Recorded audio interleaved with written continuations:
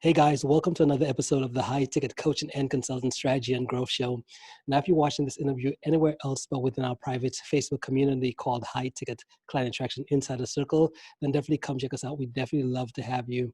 That group was put together specifically for coaches, consultants, and service providers who are serious about getting to that 6 and that 7-figure level. So if that's you, definitely come check us out. Now, today, I want to introduce you to one of the members of our community, Angie Martin. Welcome, Angie. Hello, thank you for having me. Awesome. Well, tell us, what is it that you do?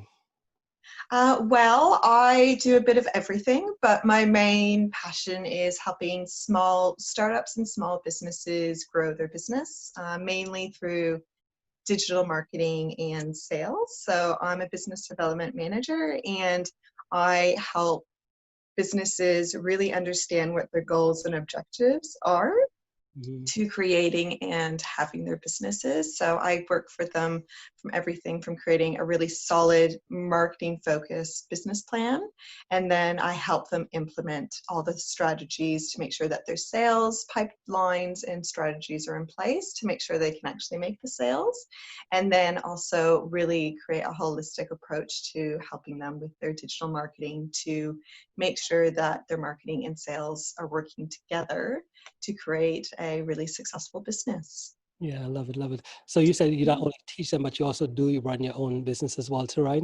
Yes, yes. So this past July, I created my business, which is called Pair Collections, which is what's behind me. And in all of the strategies that I help other businesses in, whether they're service-based or if they're product-based, I actually implement into my own business to make sure that they know that it actually works, it's actually successful, and basically that I know what I'm doing. And it's a great way to also test out new strategies because, for example, the realm of digital marketing and social media is always changing. So it's a good way for me to implement new strategies to see if it works before I have other businesses actually do it themselves. I like to make sure that they're tried and tested tools that I'm giving other businesses to succeed. Yeah, that that is a good thing, right? There's so many Yes. individuals out there who like teach stuff that's maybe outdated, or they teach us stuff that either they've never done before, and that type of stuff. So it's always refreshing to speak to someone Yes. who actually not just says I teach others, but I also run my own successful business as well, too, right? Yeah, it's Yeah. a good way of really making sure that, because things change, especially right now, things are changing rapidly. What happened last week might not work this week, so you need to really be up to date with all of the things within businesses. So I really like to make sure that I'm continually upskilling my own skills so that I can be more of help and support to businesses that I work with. Yeah, love it. So question now becomes have you always been an entrepreneur? Have you always just ran your own businesses? Yeah, I actually have. So when I was 12, I started my own business back in Canada where I did sewing. From a very early age, I started to design clothing.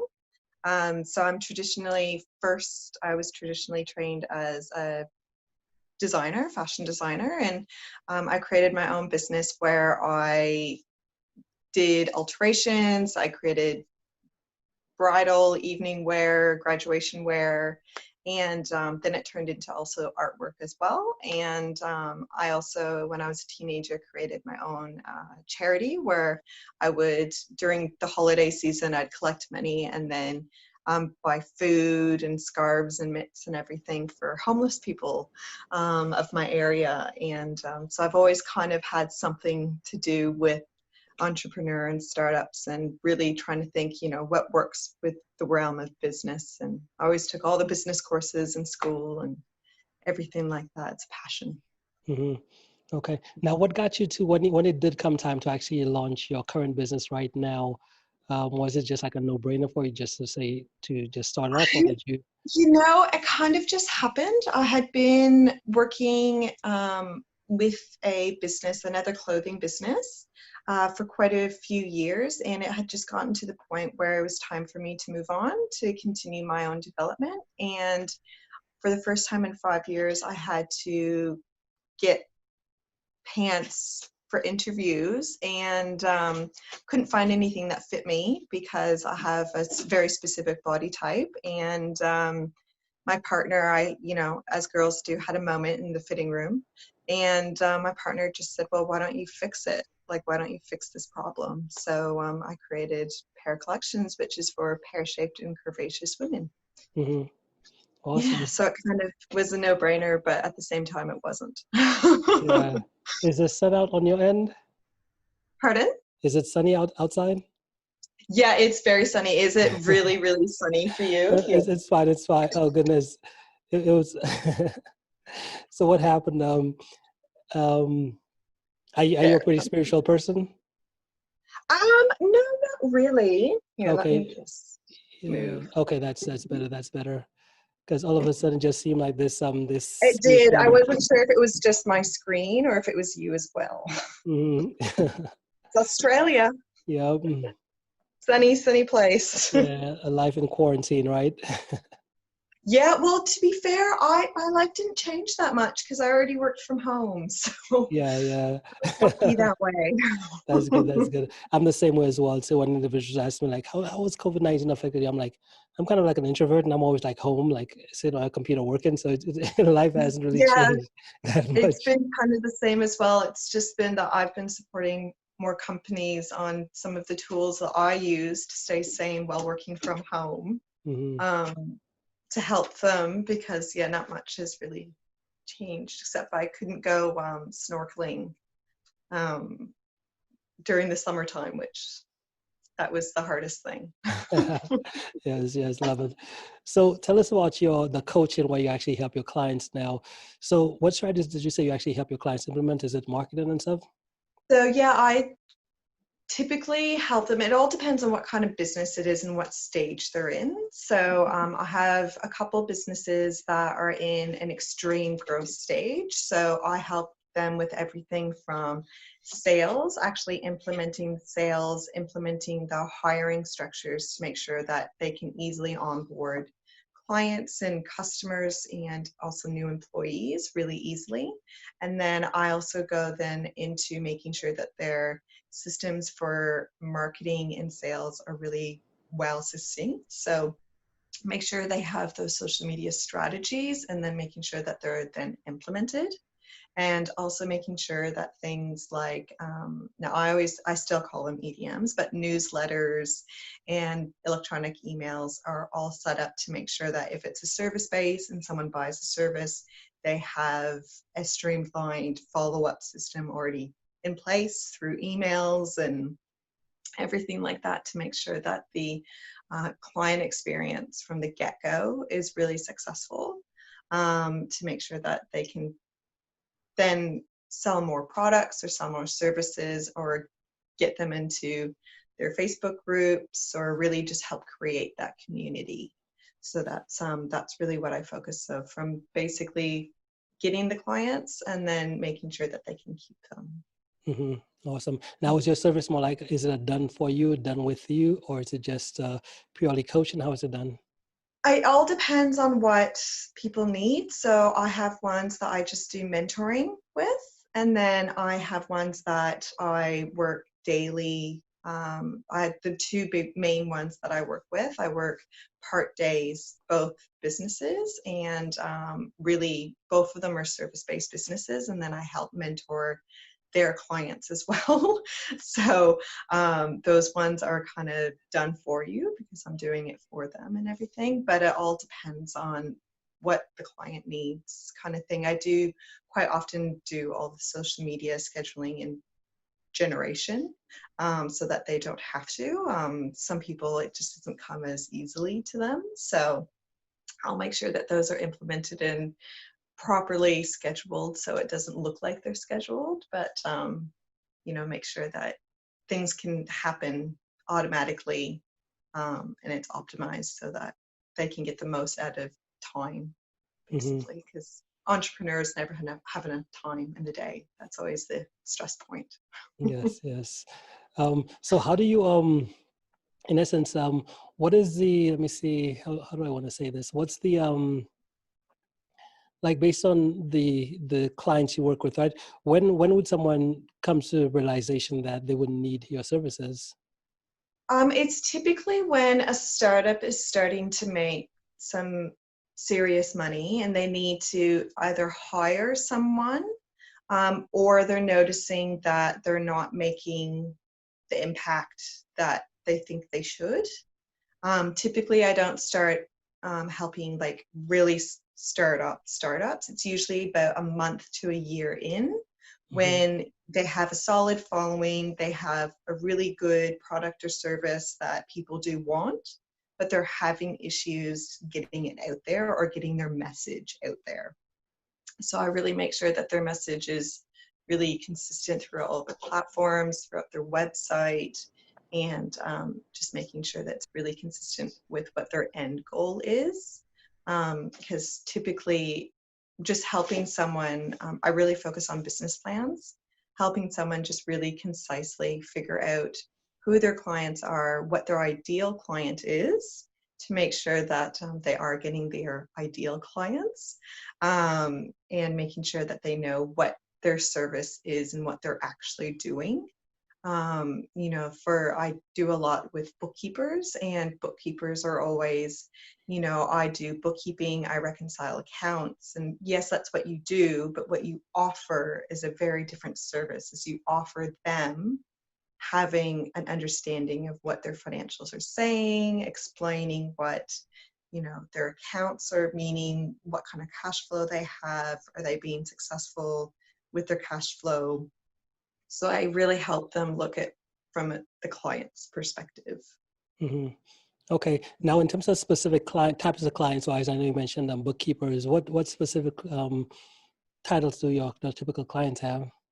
So I deal with the one business that I work during the mornings, is a mentorship for bookkeepers. So I work with a lot of bookkeepers.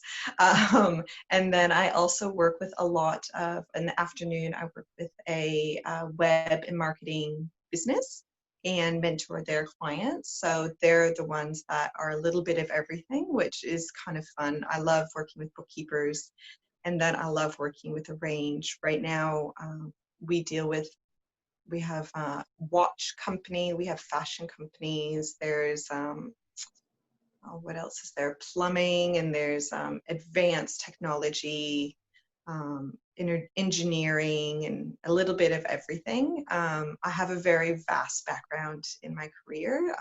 I spent about 6 years going to school here in Australia, in different business orientated fields, so that I could be able to come into basically any company and still pick out where they can improve, um, on their streamlining their processes and making sure that they can get their ultimate goal of being successful in their own way. Hmm.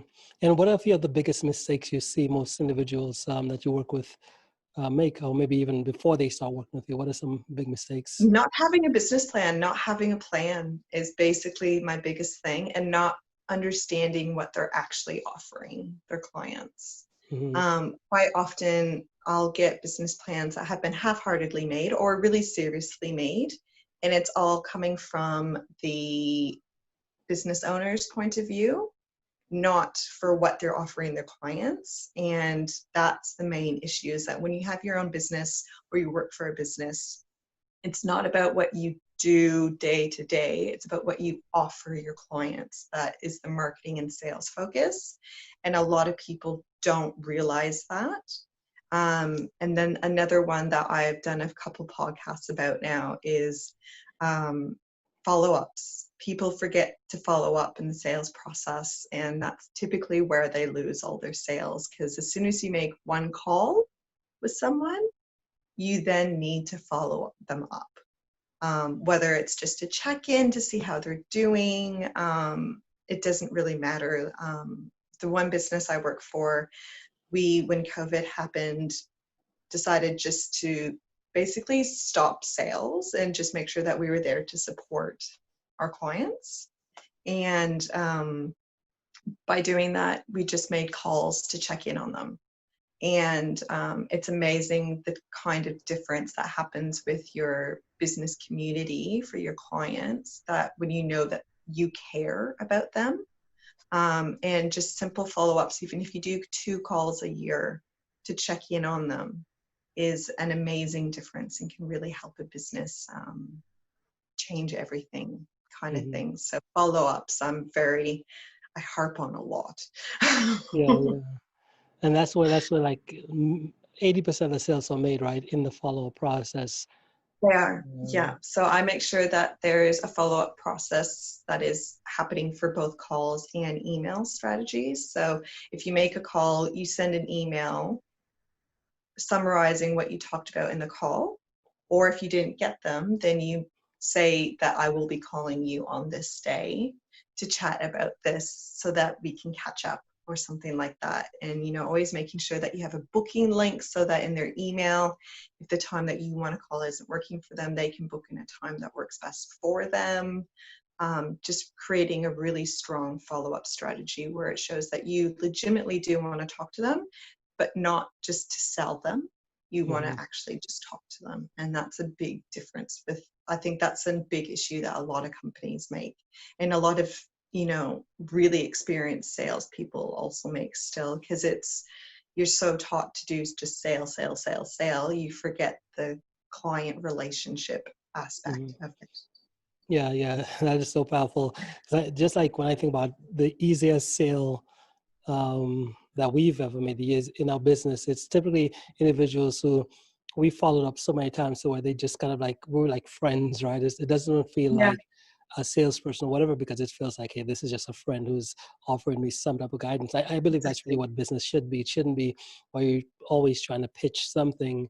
It's really Yeah. figuring out what the customer's needs are, whether their challenges, whether their frustrations, and finding resources, tools, or whatever you can to just help them move closer to that end result that they want, right? Absolutely. And that creates, by doing that kind of follow-up, that creates the best kind of clients that then are going to refer you onto other people. It creates those ideal clients that you want, because they become almost friends to you. You become one of those people that they do really actually look forward to your calls.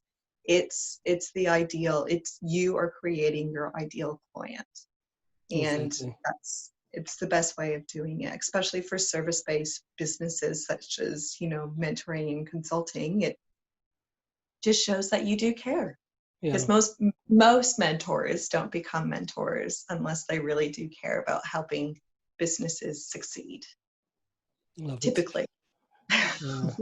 So what about skills wise? What's one skill you'd say you've mastered that's gotten you to your level of success today? I don't think you can ever master a skill. To Hmm. be honest, I'm one of those people that in my free time, I'm continually reading and upskilling and watching webinars. And, there's always something new that's coming out in regards to sales. There's always a new strategy that you can use, a new tool that you can use. I think it's just really great to be able to talk to other people in the field to really upskill. And it's the same digital marketing. Digital marketing is always changing. That is never going to be a skill. If anyone ever says that they're an expert and they have it 100% every time, they're lying. It's not a done. You don't finish learning and then you're good to go. It's a constant learning. Yeah. I think the one skill that I have is that I do legitimately care about helping businesses, and I can create a connection with businesses really well to learn what they need, even though they don't know. Hmm. So I guess that could be classified as a skill. We'll take it. We'll make it work. It'll work. It'll work. On this show, it passes. Because everything else, there's never an end to learning. And I think as an entrepreneur, that's typically one of the things entrepreneurs know, is that with their business and whatever field they're in, there's always something else out there. And I think the ones that always succeed are the ones that actively try and continue to learn and continue to be an expert in their field. Because in the end, why create a business if you're not passionate about continually learning in it? Exactly. Love it. So Yeah. what about habits, right? So what's one habit you practice that you believe has been responsible for your success? Follow-ups. Hmm. I'm a big believer in follow-ups, and it's gotten me jobs, it's gotten me clients, it's completely, I have a very strong follow-up strategy and make sure that I stick to it. And I typically even show my clients when it comes to pair collections or even just me, I'll give them as an example, be like, well, you're working with me right now because of my follow-up strategy. So my follow-ups are probably the biggest tool and just thing I do on a daily basis to make sure it works. Yeah, yeah, yeah. Follow up is one of those key things because I know when I first started my business, I was just after the next lead, the next lead, the next lead, the next lead, right? Just constantly new leads. What's the Yeah, problem? but We no, need more leads versus, and it's one of the things, like your existing clients, you have so much wealth, let's say wealth and knowledge, wealth and possible more client services that you can offer existing clients for service-based and product-based companies. It's gold. So yeah. as long as you continue even just doing the follow-ups with your existing clients, you can get so much out of them, and they become the true believers. They're the ones who write the reviews, who share your posts, who, really engage, especially on social media platforms that help you get other clients that you don't have to work as hard to get because there's already all this social proof around your business from your existing clients. And it just, once you can get businesses to understand that, it helps their sales process. It usually cuts their sale process in half, Hmm. which makes more leads, but also really nurturing your existing clients. Makes Exactly. them Love it. happy. Yep. Love Yeah. it. Love it. So we're running short on time here, but if someone wanted to connect, what's the best way for them to be able to reach out to you? Well, what I'll do is on this video in your group, I'll put out my pair collections link. That's typically the best way to go about it, just because I check the pair collections email more than my personal email because I am an entrepreneur and I'm not perfect. So I'll share my pair collections details, and in it I'll have the email and everything. And it's the best way to kind of keep up to date with me and keep track, because through Peer Collections, I also share all of my podcasts that I do, which I do on a weekly to monthly basis, working on different business strategies and development that I like to share my knowledge with. So that's usually the best way to get in contact with me. Awesome, awesome, Angie. Well, hey, Yeah. thank you so much for making the time to be here today. Really, really appreciate it. Do you have any final thoughts before we end? I think, as a business owner, just make sure that you talk to people. I know a lot of business owners don't want people to steal their ideas or get worried that, self-conscious that they're not business owner enough. But as business owners, I think the best thing to do is having a community, find a community, be in the community, be present, and let yourself learn from other businesses. It's a great aspect to really get involved with and talk to people, because usually if you're a business owner struggling with something, someone else is doing the same, and it can really help support one another in the community kind of thing. Awesome, Yeah. awesome. Love it, Angie. Well, again, hey, thank you so much for stopping by, and we'll be in touch, okay? No worries. Thank you so much for having me, and I hope you have a great rest of your day. Awesome. You do the same.